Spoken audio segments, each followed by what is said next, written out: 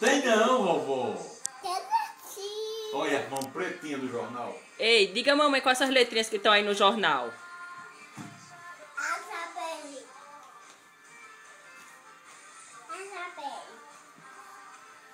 Tá lendo o jornal, Tem é? alguma letra de vovô aí? Tem? Tem a Tem? de Vinicinho.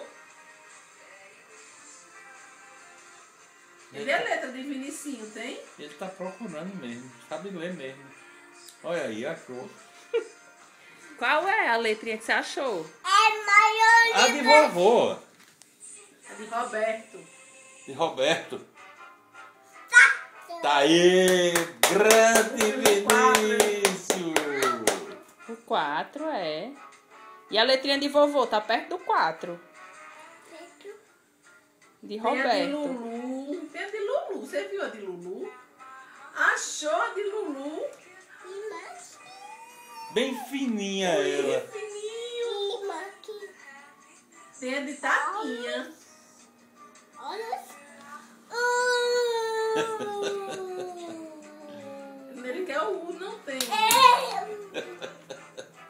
Eu achei o. Você é grande, Vivi. Machucou Bateu, não, foi? machucou não. Não, machucou não. Não, Tem a besteira. letra U, vovó Fio. Procure. Vamos ver dessa aqui. Essa aqui tem uma letra grande também, ó. Olha. Aqui em cima, ó. A de Lulu. Tem a de Roberto. Tem a de Naide. E a de Roberta aí, bem grandona. Aí. De Naide. A de Júlio. Tem a de Júlio? Tem. Bem grandona. É a de Júlio. Muito bem, Vinícius sabe ler o jornal. Hã? Isabelle?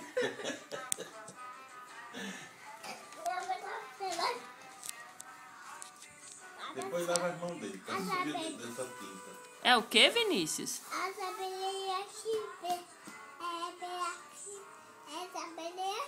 Isabelle? Aonde? Eu tô aí na foto? Vinícius sabe ler, é? Sabe?